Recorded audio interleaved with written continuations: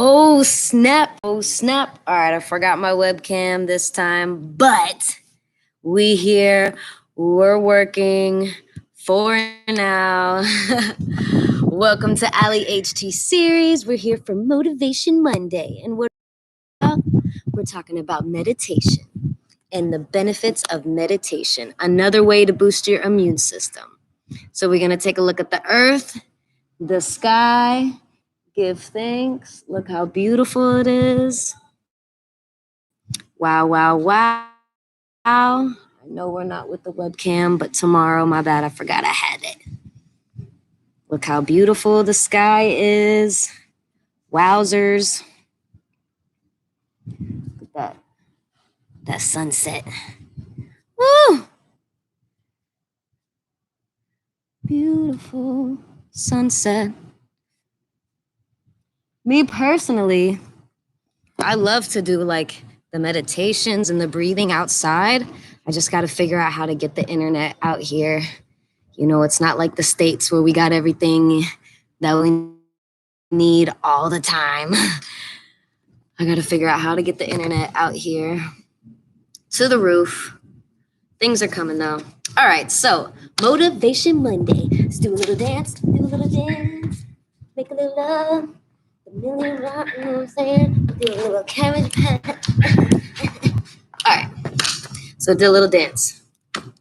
Let me put these headphones on real quick. So I found a lot of studies about meditation and the proof of meditation. That's why I love doing this series, because like I'm teaching you all these things and I learned so much. Like it's unbelievable. So I'm not just doing this for you guys. I'm doing it for me too, okay? I want to feel good all the time, all day, every day. All right, I should have did this before, right? All right, so there was a lot of studies. I found some stuff from Harvard, but you know, Harvard, they always say it's good and then they say, oh, but it's bad because they want us to stay sick. You know, Bill Gates is funding them and everything. So they find the studies and then they kind of warp them a little bit for financial purposes. But it's always funny because it's Harvard that is always the one that does it. All right. So meditation. This is from Forbes in 2015. It says 7 ways meditation can actually change the brain. Dun, dun, dun. Okay, let me see. I'm not going to read all of it to you guys. It says meditation helps preserve the aging brain. Last week, a study from UCLA found that long-term meditators had better preserved brains than non-meditators as they aged. Participants who'd been meditating for an average of 20 years had more gray matter volume throughout the brain. Although older meditators still had some volume loss compared to younger meditators, it wasn't as pronounced as the non-meditators. We expected rather small and distinct effects located in some of the regions that had previously been associated with meditating, said study author Florian Kurth. Instead, what we actually observed was a widespread effect of meditation that encompassed regions throughout the entire brain. And when I think about meditation lately, and this is really just my opinion, I feel like when they created the Bible and tried to kind of oppress us in that way and kind of take away our superpowers and make us feel like that we're pieces of shit and we're just sinners and that we're not supposed to be here. Like I don't know, that just doesn't make sense to me. Like you're a sinner, you're born a sinner. So it's just like you're saying you're a piece of shit. So you're just telling yourself you're a piece of shit every day. And what's going to happen to you if you're telling yourself that you're bad for existing, you know? So I feel like when they made the word prayer is that they took it from meditation and they switched it around a little bit and added like meditation and affirmations, and then they called it prayer. But I never could understand prayer for the longest. And it's like, am I asking for something or what am I doing? And I tried a lot of different ways. But anyways, we're talking about meditation. So that's my opinion. It's just my opinion. Meditation reduces activity in the brain's me center. One of the most interesting studies in the last few years, carried out at Yale University, found that mindfulness meditation decreases activity in the default mode network, DMN, the brain network responsible for mind wandering and self referential thoughts, aka monkey mind. The DMN is on or active when we're not thinking about anything in particular, and when our minds are just wandering from thought to thought. Since mind wandering is typically associated with being less happy, been there, ruminating and worrying about the past and future, been there, it's the goal for many people to dial it down. Several studies have shown that meditation, through its quieting effect on the DMN, appears to do just this. Even when the mind does start to wander, because of the new connections that form, meditators are better at snapping back out of it. Snap, snap. Okay. Wait, is that a... Okay. I don't know is this part of it? Is this a promotion? It affects rival antidepressants for depression, anxiety. A review study last year at Johns Hopkins looked at the relationship between mindfulness meditation and its ability to reduce symptoms of depression, anxiety, and pain. Researchers Madhav Goyal and his team found that the effect size of meditation was moderate at 0.3. If this sounds low, keep in mind that the effect size for antidepressants is also 0.0 or 0.3, which makes the effect of meditation sound pretty good. Fucking crazy. Meditation is, after all, an active form of brain training. A lot of people have this idea that meditation means sitting down and doing nothing, says Goyle, but that's not true. Meditation is an active training of the mind to increase awareness, and different meditation programs approach this in different ways. Meditation isn't a magic bullet for depression, as no treatment is, but it's one of the tools that may help manage symptoms. Meditation may lead to volume key changes in areas of the brain. In 2001, Sarah Lazar and her team at Harvard found that mindfulness meditation can actually change the structure of the brain.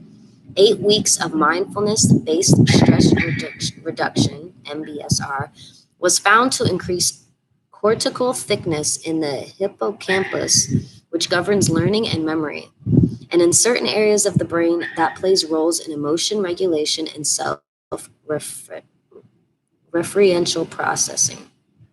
There were also decreases in brain cell volume in the amygdala, which is responsible for fear, anxiety, and stress. And these changes match the participants' self-reports of their stress levels, indicating that meditation not only changes the brain, but it changes our subjective perception and feelings as well. In fact, a follow-up study by Lazar's team found that after meditation training, changes in the brain areas linked to mood and arousal were also linked to improvements in how participants said they felt, their psychological well-being. So for anyone who says that activated blobs in the brain don't necessarily mean anything, our subjective experience, improved mood, and well-being does indeed seem to be shifted through meditation as well. Just a few days of training improves concentration and attention. Having problem concentrating isn't just a kid thing. It affects millions of grown-ups as well, with an ADD diagnosis or not. Interestingly, but not surprisingly, one of the central benefits of meditation is that it improves attention and concentration. One recent study found that just a couple weeks of meditation training helped people's focus and memory during the verbal reasoning section of the GRE. In fact, I'm so sorry about that dog barking. The increase in score was equivalent to 16 percentile points, which is nothing to sneeze at. Since the strong focus of attention, an object or idea or activity, is one of the central aims of meditation, it's not so surprising that meditation should help people's cognitive skills on the job too. But it's nice to have science confirm it. Oh, shit. And everyone can use a little extra assistance on standardized tests. Meditation reduces anxiety and social anxiety. A lot of people start meditating for its benefits and stress reduction. There's a lot of good evidence to support this rationale. There's a whole newer subgenre of meditation mentioned earlier called mindfulness-based stress reduction, MBSR. developed by John Kabat-Zinn at the University of Massachusetts Center for Mindfulness, now available all over the country. That aims to reduce a person's stress level physically and mentally. Studies have shown its benefits in reducing anxiety even years after the initial 8-week course. Research has shown that the mindfulness meditation, in contrast to attending the breathe only, can reduce anxiety, and that the changes seem to be meditated through the brain regions associated with those self-referential, me-centered thoughts. Mindfulness meditation has also been shown to help people with social anxiety disorder. A Stanford University team found that MBSR brought the changes about in brain regions involved in attention, as well as relief from symptoms of social anxiety. Meditation can help with addiction. A growing numbers of studies have shown that, given its effect on the self-control regions of the brain, that meditation can be very effective in helping people recover from various types of addiction. One study, for example, pitted mindfulness training against the American Lung Association's Freedom from Smoking FFS program and found that people who learned mindfulness were many times more likely to have quit smoking by the end of the training and at the 17 weeks follow-up than those in the conventional treatment. This may be because meditation helps people decouple the state of craving from the act of smoking, so the one doesn't always have to lead to another, but rather you fully experience the ride out the wave of craving until it passes. Other research has found that mindfulness training, mindfulness-based cognitive therapy, and mindfulness-based relapse prevention can be helpful in treating other forms of addiction. Short meditation breaks can help kids in school. For developing brains, meditation has as much as, or perhaps even more promise than it has for adults. There's been increasing interest from educators and researchers in bringing meditation and yoga to school kids who are dealing with the usual stressors inside school and oftentimes additional stress and trauma outside of school. Great idea. I'm definitely doing that. Building a school is going to have meditation and yoga. Got it. Some schools have starting implementing meditation into their daily schedules with good effect.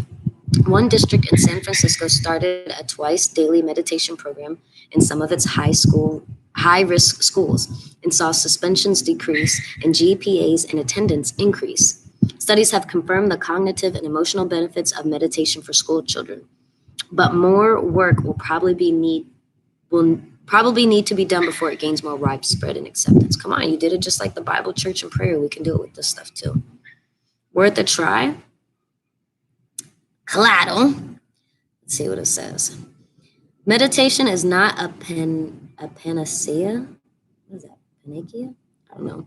But there's certainly a lot of evidence that it may do some good for those who practice it regularly. Everyone from Anderson Cooper and Congressman Tim Ryan to companies like Google, Apple, and Target are integrating meditation into their schedules. And its benefits seem to be felt after a relatively short amount of practice. Some researchers have cautioned that meditation can lead to ill effects under certain circumstances known as the dark night phenomenon. But for most people, especially if you have a good teacher, meditation is beneficial rather than harmful. It's certainly worth a shot. If you have a few minutes in the morning or evening or both, rather than turning on your phone or going online, see what happens if you try quieting down your mind or at least paying attention to your thoughts and letting them go without reacting to them. If the research is right, just a few minutes of meditation may make a big difference. So that is from Forbes in 2015. So imagine how many studies that they have now. Actually, February 9th, 2015. That's crazy. That was yesterday, 6 years ago. So, or whatever year we're in. Yeah. So that is just the Forbes part of meditation and a couple schools explaining the benefits and proven studies of meditation. And I encourage you to look for a random meditation and just try it. I will also be posting some in the YouTube links. I will put this link, and I personally actually wrote a meditation. I guess that's what it is. I wrote it, and my friend made a beat, and we put it on, and it's something that I listen to every morning just to remind myself what I'm doing and why I'm here and the power that I have. And because, sometimes we get distracted by shit happening and life happening, and things don't go the way that we want them to go. And I just wrote something that kind of helped me be in the peace and presence that I have now. And I don't know, I just did it. I wanted people to feel and understand these these principles that I put in the meditation. And it's kind of deep. I think I do need to break it down into every single part. But I will put that in the link as well. And please share with your friends and your family. And, I'm just getting started. I might be somebody big or cool one day, but I just want to see people heal and be happy. So I encourage you, Motivation Monday, to experience and explore meditation. There's actually a Netflix series called Headspace that recently just came out. And I've had a couple friends who've listened to it all and done all the meditations already. And I'm excited to try those out as well. I watched episode 1. It was super dope, and I'm so excited that Netflix actually has a lot of things on there that show different natural ways to heal the body, the good and the bad. And I hope that one day that this series is actually on Netflix. That's a goal of mine, to have this whole series on Netflix. To same thing, just breaking down every Motivation Monday, all the fruits on Friday, breaking down coconut oil, and then breaking down all the things that make us sick, which is what I do on Tuesdays. So tomorrow we're going with pesticides and herbicides and all those things in the air that make us sick and give us brain fog. And meditation is one little immune booster. I got a whole year of immune boosters for you. I'm excited. And if you really loved a meditation, please comment of a meditation that you really love and enjoy, so other people can be encouraged to try those meditations, one of your favorites, or even if it's just something you're exploring, or old meditations. Please comment those meditations, spread the word, and let's get these immune systems boosted. So I love you guys. Thank you so much for joining me and taking the time to learn some of these things. Acceptance is peace. God is love. And there's no man-made medicine, drug, or vaccine that's more powerful than time and love. So I appreciate your time. I appreciate your love. And we'll see you tomorrow. Morning breath. With the morning breath, I'm going to be doing it super early tomorrow. And let me know, man. Please, I want more interaction and talking in the comments and motivation for other people that may be watching and going through this, scary but journey that is incredibly worth it, so that by 2022, you're not worried about corona. You're not worried about every time you feel bad or sick. You know exactly what to do. And like 15 things that you can do to feel better. So if not more, I'm at least going to give you 50 this year, 50 ways to boost the immune system. So I love you guys. Thanks again. Peace out.